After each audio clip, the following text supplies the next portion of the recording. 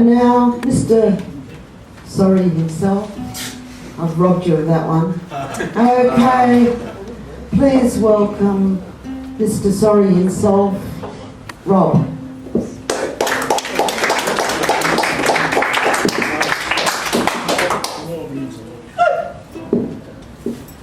Sorry. What was that? Sorry. How did you?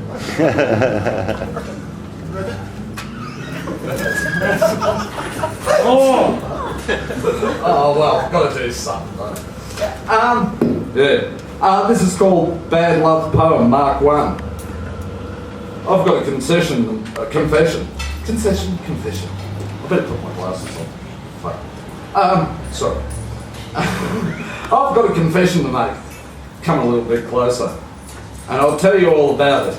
I met someone today, someone very special to me. I'm starting a relationship, yes, I'm in love, true love. I'm in love with, yes, myself. And some would say, no one else would have me, and I would normally agree. Because up to now, I couldn't contemplate having anything to do with me. But that all changed today. There was something about my smile. Maybe it had something to do with I forgot to put my dentures in. Or maybe that might have been what it was. I didn't brush my hair or even clean my teeth, and I thought, I'm a walking, talking mess.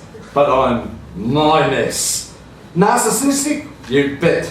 And a pick me nose, you stupid bastard, I love myself sort of way. Yes, I admit it. For the first time in my life, I'm in love. I'm in love with myself. Sorry.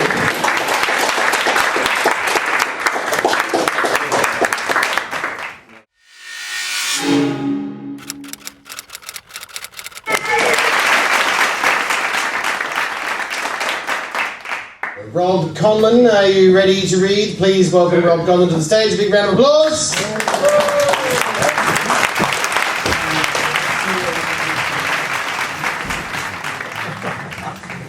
Striptease. Oh, come on. You don't want to see that, neither do I. I'm trying to find this old poem I wrote. It's about Montsalvat. And anyone remembers when Jeff Eggleston was running it. And I tried to recall it, so this is what he roughly recalled. And it involves, so it's dedicated to bloody Shelley. This is Napoleon of Montsalvat.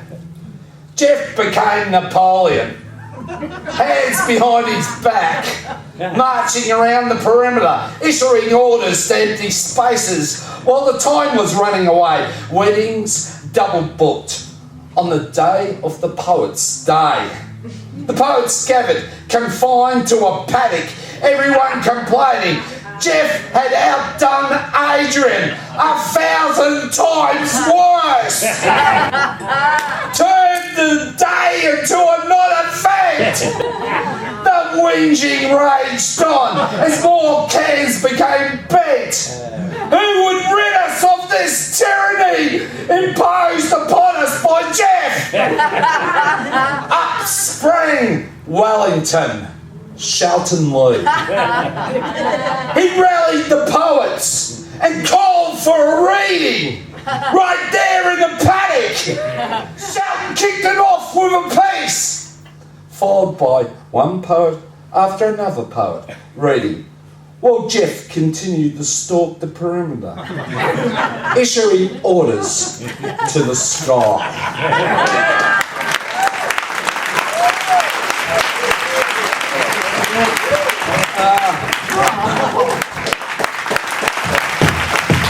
You guys want some champagne? Not really, I'm only bullshitting. Anyway, this is called, I've got that. This is called Broken Panic Button. This morning while ordering, I found a panic button.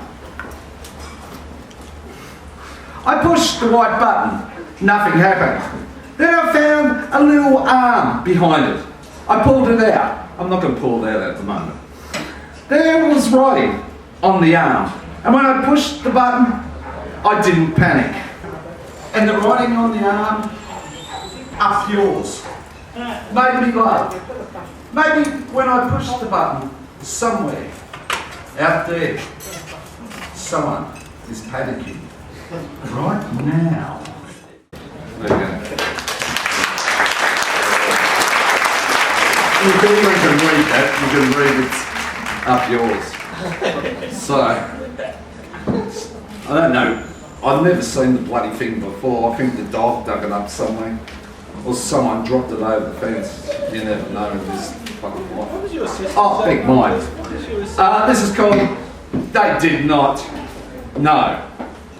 Dom A knows, and I apologise now for this post, and Donna knows.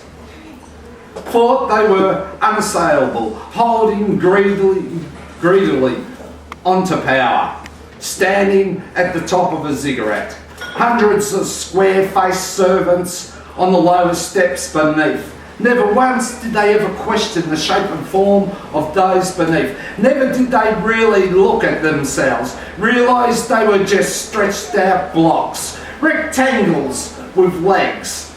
Those that didn't conform to their defined shape and form were cast down the steps after being forced to walk all the way up. Donna A knows and Donna knows, never questioned why they were as they were. Never thought it wrong to cast out those that did not conform, tossing them off the top of a ziggurat. Then a stranger came, strange in shape and form, by the name of the Finger. The servants cried out, a freak of nature had come into their world. The servants captured D Finger and dragged him up the ziggurat.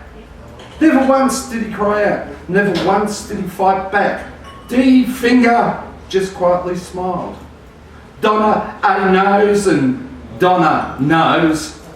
Watched as D Finger was brought before them. The two of them had a sense of dread running up their rectangular backs. They hid their fear with the knowledge they ruled this world. Together they thought soon this freak, this D Finger, would be cast off the edge. Donna A knows and Donna knows demanded to know, why have you come to our world? D Finger answered, I have come to bring this game to an end. Shock and horror appeared on Donna A Nose's and Donna Nose's faces. With a flick of D Finger's head, he hit them both. Donna A Nose and Donna Nose both fell over, screaming into death. Isn't that nice? Their bodies fell against their servants beneath. It set off a chain reaction, with servants dying and falling against servants below them, all the way down to the bottom of the steps. The ziggurat began to collapse as it was made of servants that had died and been thrown off the edge in the past. Eventually, nothing remained but rubble and white bones, and the Finger standing above it all. There you go.